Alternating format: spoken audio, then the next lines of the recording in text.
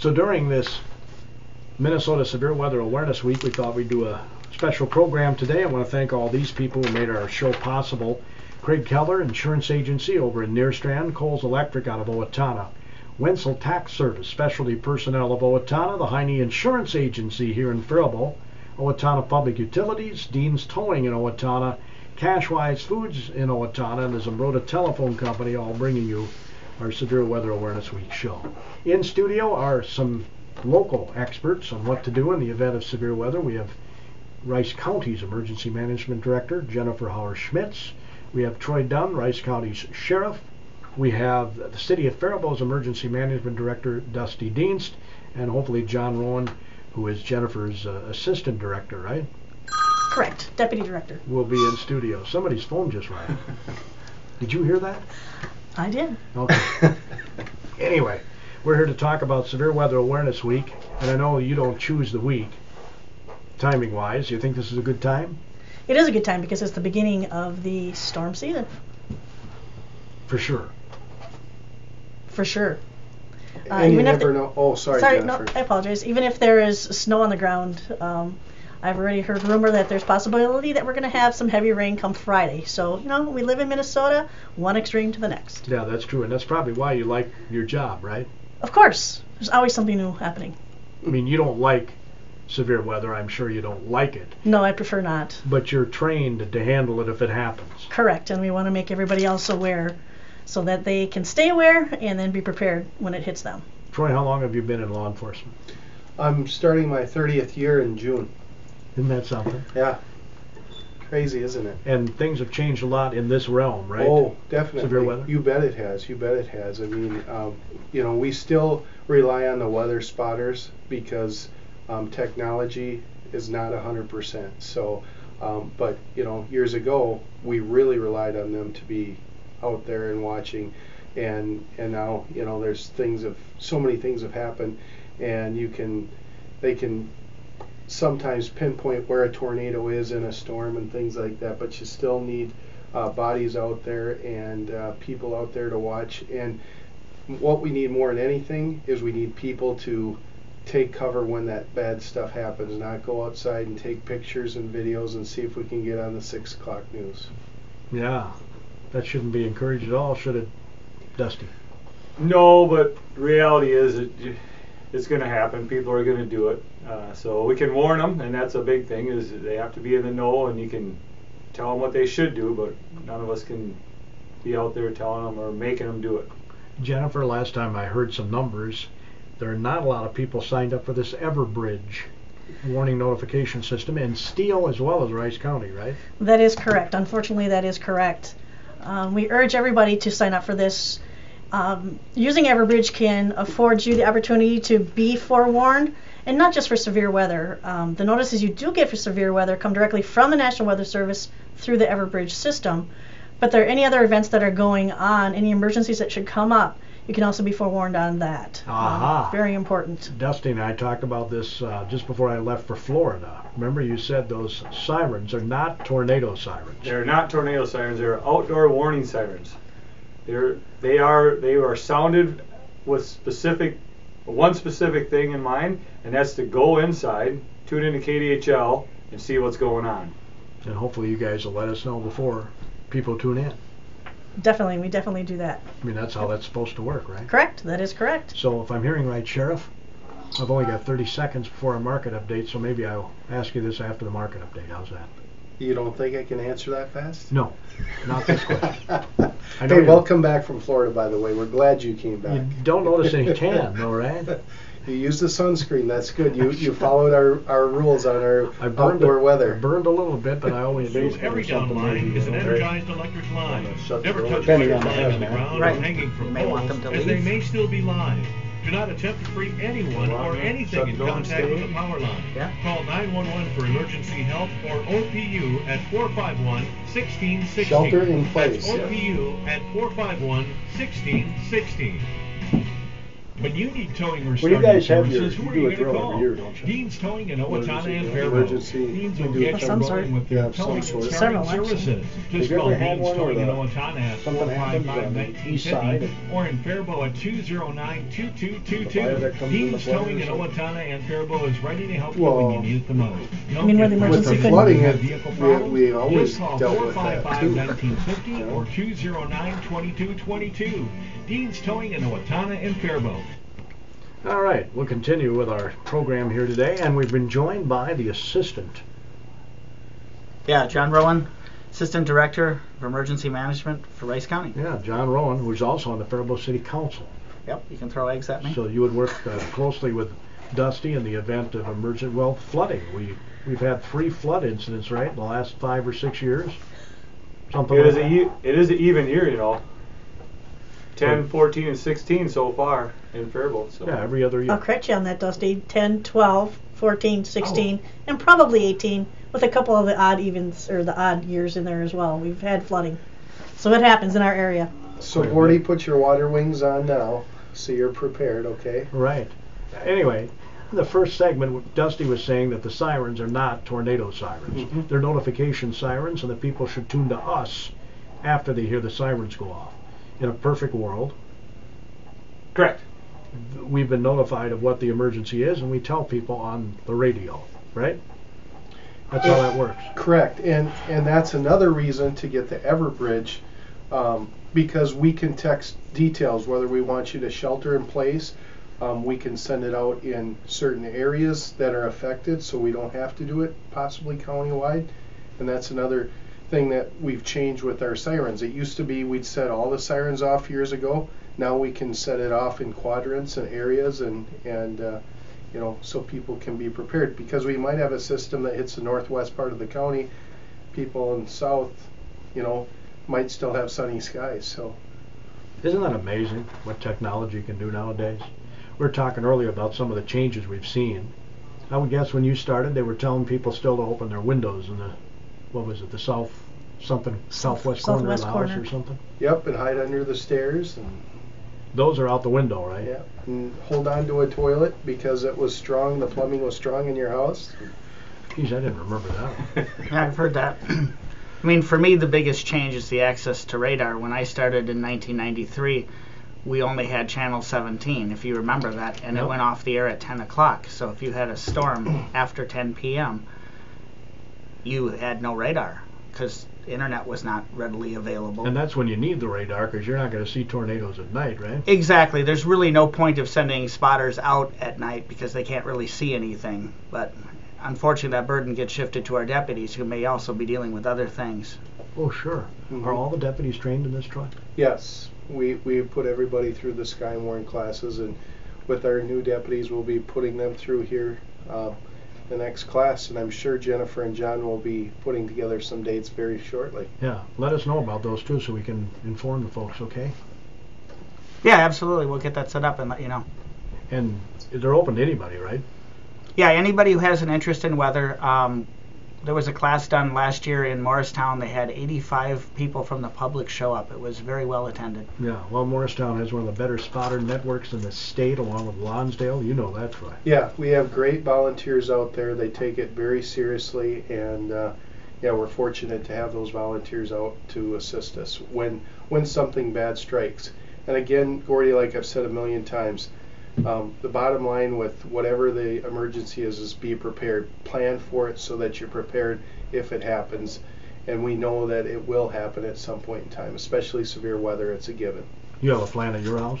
I do, you bet. Yep, we go downstairs. We have our little kit set up underneath the stairs, and we got a flashlight. We've got a radio. I have a kind of a little extra thing if I got my radio, but my wife always says, "Why do you put stuff down here for 2 or 3 of us? Because you always leave to work when something bad happens anyway." So She's got a point. And now our son's at college, so it'll be her and the dog under the stairs. So we have dog treats down there and water bottles, everything else. So Jennifer, you've got a plan at home? I do, and we just moved, so we had to kind of change ours, but basically the same thing as what Troy said. We have our area that we go to for different instances, and we have some preparedness items there ready and waiting for us. John, more often than not, you're probably in the emergency operations center, right? Yep, that's correct. If I detect that something's going to happen, I will get down there right away, usually before the storm. And that's the thing. The public can reach out to the National Weather Service through their website and get the forecast for the day. They put it into simple terms. It's a graphical forecast that says between this time and that time, we suspect that this type of thing may occur. And if people check that, before they go to work, before they go to school, and just keep an eye on things, they should be okay. Troy has to boogie. What Yeah, I want to thank you for letting us be on there and make sure that everybody participates on Thursdays 2 times, 1:45 and 6:45, I believe. 6:55. Okay, 6:55. But you should stop out at Dusty's house sometime though and see his evacuation plan. He's got a fire pole that goes from his upstairs to his downstairs. No kidding. Oh yeah. Yep. Time is of the essence. Wow, that's awesome. Yeah, if I can get you to move over a little bit, we'll get Dusty in the picture there too. He's so full of it. What's that? He's full of it. He is? Yeah, Troy. But I bet you still have that pole. Well, you got some. Well, I mean, I'm an electrician. There's conduit all over there, so.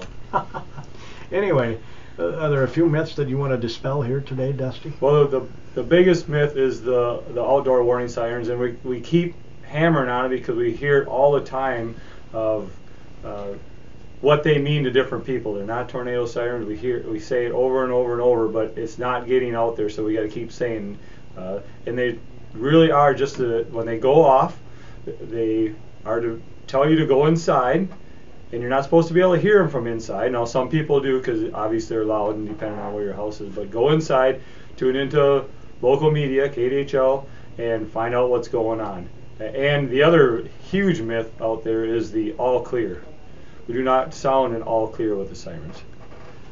I'll be in this business 40 years in a couple of years here, and I still get asked all the time, Jennifer, what the difference is between a watch and a warning, which kind of blows my mind, but that's what people want to know.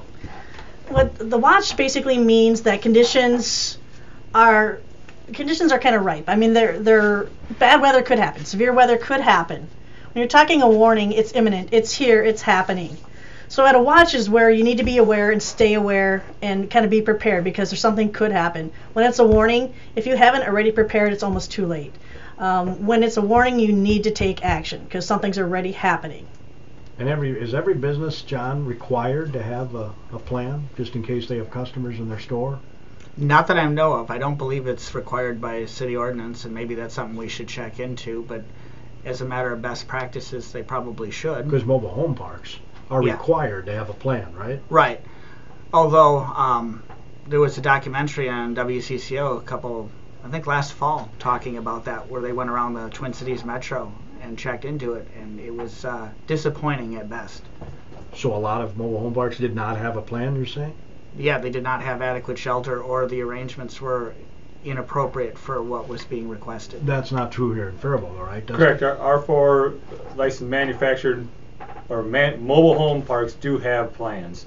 Now, a plan, is in the eye of the beholder, and how good it is. There's always ways to make the plan better by having on-site shelters. We do not have on-site shelters. They have to drive somewhere, so that makes the early notification and getting that warning so much more important, because it's not just a 15-yard dash over to the shelter. It's a couple block drive for some of them. So it is necessary to know what's going on, have a plan, and be prepared to take action if you need to. And just because you have a plan, as he said, some of them are kind of mediocre. Well, what you need to do is you need to exercise that plan. So that's a good thing to participate this Thursday in those tornado drills, where if you have a plan, now you can practice it. And if it's not working, well, then you can tweak it and make it to a level that it will work for everyone. I've gotten 2 different pieces of information from so-called official sources. And you said earlier that it's 6:55? It's 1:45 and I believe 6:55. Okay, because 6:45 came out in some of the information I received, in addition to the 6:55. But in Rice County, we'll say that we'll do it at 6:55, right? I believe it was 6:55. I mean, whenever the siren goes off, that's when you're going to do the drill. Right, Correct. Exactly. Yep. So the siren's going to go off at 6:55. Right. And some of the things we activate the sirens for are winds greater than 75 miles an hour. Correct. And that's important because we had some storms come through last summer, if you remember, very early on, I think in June, that caused widespread outages. And people asked us why those sirens weren't activated. It was the same day they had that tornado out by Cannon City. Okay. And the thing is, if we don't get measured wind speeds at 75 miles an hour, we're not going to be activating those outdoor warning sirens. Unless the tornado's been spotted or something. Correct. Yep. And the tornado is a totally separate issue, but we're just talking about wind. Yeah. And also, if you had pretty large hail like they had in Northfield back in 2006, we'd probably activate sirens for that because that could kill somebody. Oh gosh, yes. Yeah. No question about it. We'll take another break. We'll come back. We'll wrap things up here on our Severe Weather Awareness Show, which again airs at 7 tonight as well. Today is one of those days when this show is not long enough. There's no way we can cover every single possible thing, but there are some other things I'm sure that they want to cover. Our guests, again today, are experts in this area, and that's why we asked them to be on the show. Jennifer Hauer-Schmitz, are there any rumors you'd like to dispel concerning severe weather awareness? There are a lot of rumors out there, other than the ones that Gordy talked about already about in your house of where to go, making sure the windows are closed, things like that. Don't take the time to do that. You need to take every little second to get yourself into safety. If your windows are still open, let them open. If you close them, you're just wasting time. I think the myth used to be open them so that it's going Equalize to get the pressure, and it doesn't matter. Tornado's going to take it whether the windows are open or not. Yeah. But you want to stay away from the windows at all possible, if all possible, because it's the debris. If the tornado does come or the wind just comes and knocks out those windows, it's going to be that glass that's flying around that's going to hurt you. So you've got to protect yourself. I'm glad you brought that up. A lot of people don't have basements. So where do they go? You want to stay like an innermost room without any windows, somewhere where there's no windows. Even a closet will help. I know they said that sometimes under the steps isn't the best, but yet that is actually a good place you could go if you have other steps, not necessarily basement, but a lower level. But anywhere in an inner room without windows, in the bathroom sometimes, if that's all you have, in your tub, something where you can get the best protection. John, any misinformation you want to get remedied here today? Well, over the years we've heard that Faribault won't get tornadoes because of the two rivers, and that's not true. We've had tornadoes on the edge of town. It will happen someday, unfortunately. And like Jennifer and Dusty said, you just got to have your plan, practice it, and if you don't have a basement, use your best judgment and find a good location, and do it before the sirens go off, before you're notified on your phone. Before you hear the bad news. You should have this figured out, relayed to your family, practice it, and that's the best that you can do. Dusty, I was just in Florida for the last 8 days or so, or not the last, but for 8 days. They really take lightning seriously, at least in the parks in Fort Myers. They have signs all over the place. When lightning strikes, get to safety. I mean, they really take it serious. Yeah, it's one of those, we're talking winds, tornadoes are, you can make movies about them. They show a lot of damage. We see them on the news, but lightning, even heat to that matter, are also severe weather issues that aren't as glamorous or aren't as out there as much. So yeah, lightning. There's no heat lightning. My mom and we always fought about heat lightning. There's no heat lightning. That's lightning from a thunderstorm a long ways away, and it's hot because that's when thunderstorms happen. So there's no such thing as heat lightning? No.